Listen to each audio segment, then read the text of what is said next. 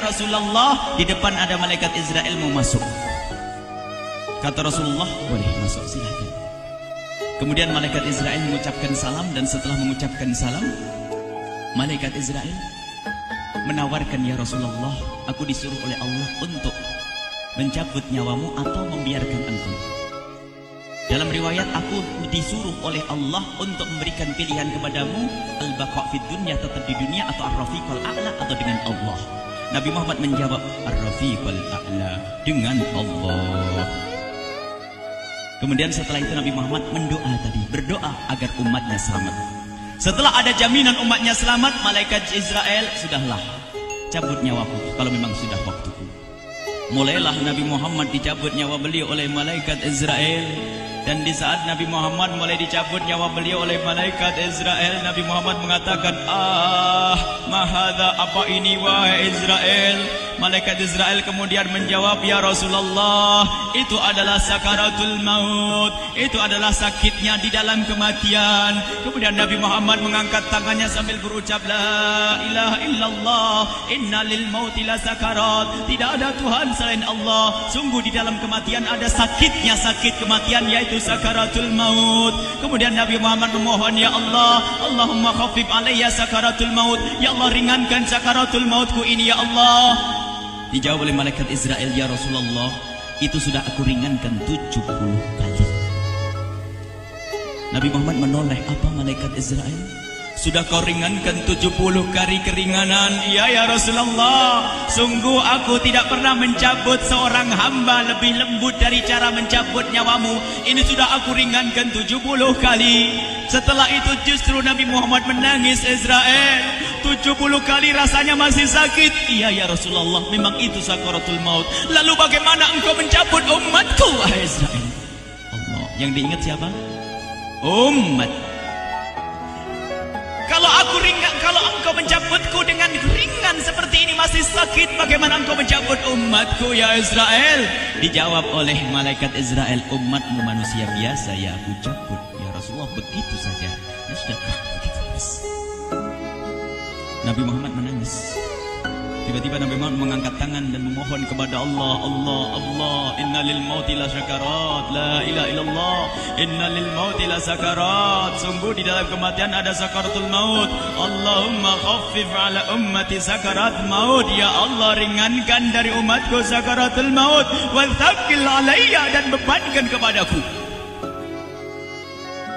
Sampai tidak sadar doanya Nabi Muhammad seperti itu. Thaqqil alayya itu doa cinta.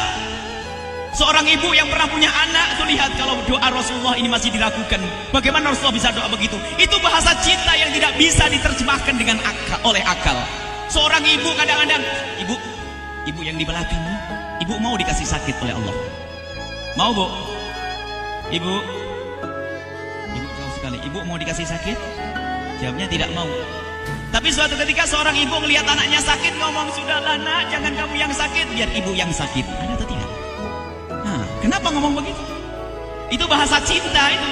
Tidak rela kalau anak ini sakit, biar aku saja yang sakit. Itu yang dirasakan Rasulullah. Sakaratul maut begitu sakitnya, membayangkan betapa sakitnya umat Nabi Muhammad di saat dicabut nyawa beliau. Maka Rasulullah mengatakan, ya Allah, ringankan sakaratul maut dari umatku, bebankan kepadaku saja, ya Allah. Wala sawfa yu'tika fatarda. Permintaan Nabi Muhammad tidak ditolak oleh Allah, dikabul dan dikabul, wahai Muhammad. Sallu ala Nabi Muhammad. Dan benar, sakaratul maut kita ditahan oleh Rasulullah, ditanggung oleh Rasulullah, sehingga digambarkan oleh Imam Bukhari di saat Nabi Muhammad dicabut nyawa beliau. Siti Aisyah yang ada di situ, Rasulullah berada di pangkuan Siti Aisyah, yang saat itu Siti Aisyah melihat keringat dingin keluar dari kening Rasulullah. Siti Aisyah tidak pernah melihat keringat keluar seperti itu. Bahkan di saat dipegang kepala Rasulullah, panasnya melebihi dari panasnya orang biasa. Setiap kali ada kain dicelupkan di air, ditempelkan di kening Rasulullah langsung mengering. Saat itu Nabi Muhammad mengucapkan kalimat la ilaha illallah innal lil mauti la sakarat. Kemudian Nabi Muhammad berpesan dengan banyak pesan, dan di antara pesan Rasulullah adalah akri minni ala ummati salam, akri minni salam ala ummati wa ala man ittaba'ani wa ala man tabi'ani min ila yaumil qiyamati. Aku titip salam kepada umatku dan orang yang mengikutiku sampai hari kiamat. Sadari salam Rasulullah. Sebelum meninggal masih ingat titip salam. Salam kepada siapa?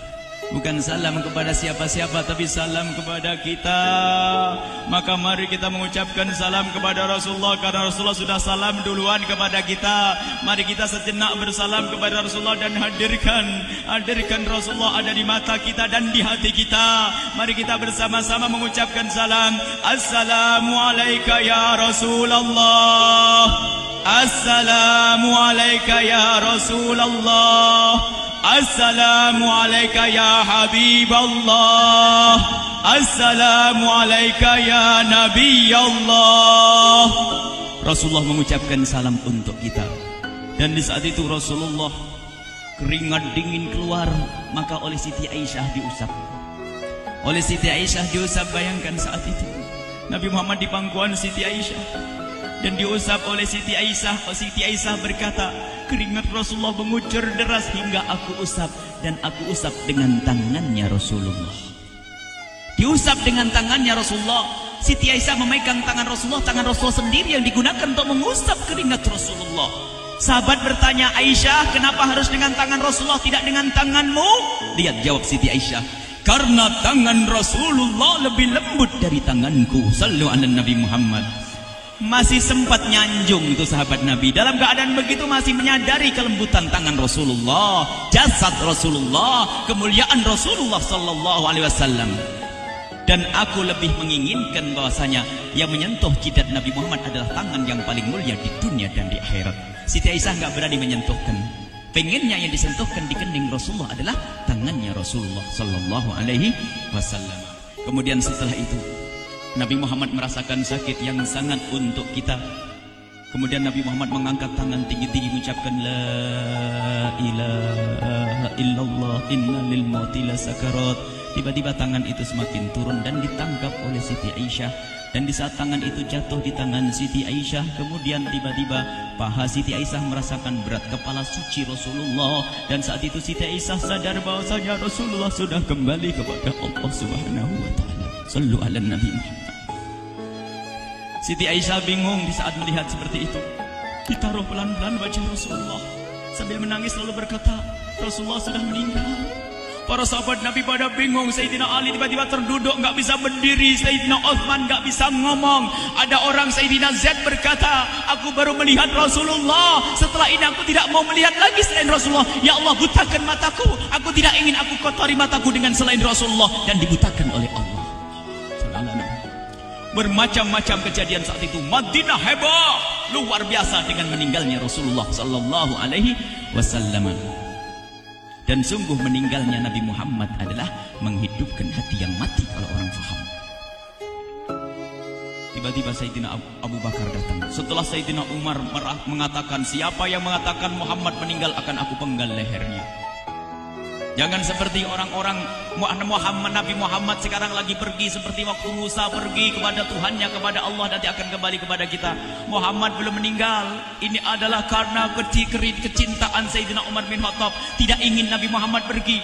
Tiba-tiba datang Sayyidina Abu Bakar As-Siddiq lalu masuk ke kamarnya Rasulullah, lalu masuk kepada Rasulullah, kemudian mengecup kening Rasulullah. Dan Sayyidina Abu Bakar berkata, ya Rasulullah, tibta hayyan wa mayyita. Ya Rasulullah, engkau tetap harum dalam keadaan hidup dan harum setelah meninggal dunia. Sallu ala Nabi Muhammad.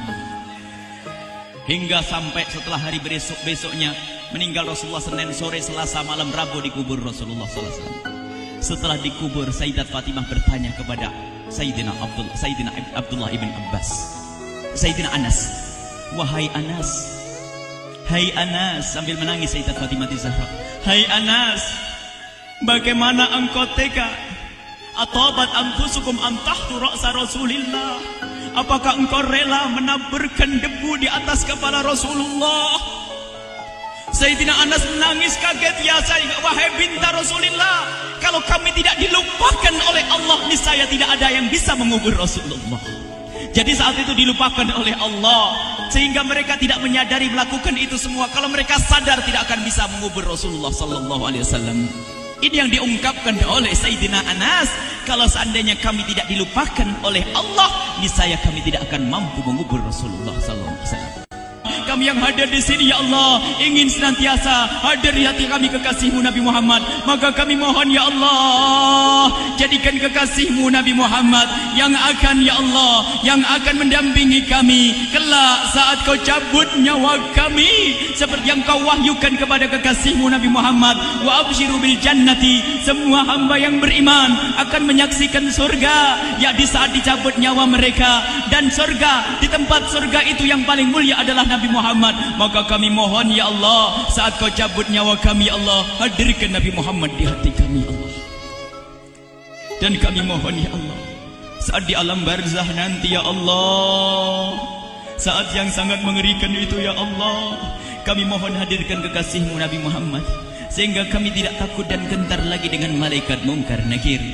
Dan ya Allah, kami mohon di saat di padang mahsyar nanti, ya Allah, hadirkan kekasih-Mu Nabi Muhammad. Jadikanlah kekasih-Mu Nabi Muhammad yang akan menemani kami dan akan membonceng kami, membawa kami ke telaga Kausar. Lalu kami diberi air minum dari air telaga Kausar hingga kami tidak akan haus selama-lamanya. Ya Allah, jadikan kekasih-Mu Nabi Muhammad yang akan menemani kami di saat kami menyeberang Siratal Mustaqim hingga kami tidak akan terjerumus ke neraka Jahanam. Dan jadikan kekasih-Mu Nabi Muhammad yang akan kami saksikan setiap saat di surga-Mu, ya Allah. Ya Allah, jadikan kekasih-Mu Nabi Muhammad yang senantiasa, ya Allah, kami lihat kelak di surga. Dan jadikan ucapan kami di akhir hayat kami kelak adalah, ya Allah, adalah kalimat agung dan mulia, La ilaha illallah Muhammadur Rasulullah. La ilaha illallah Muhammadur Rasulullah. La ilaha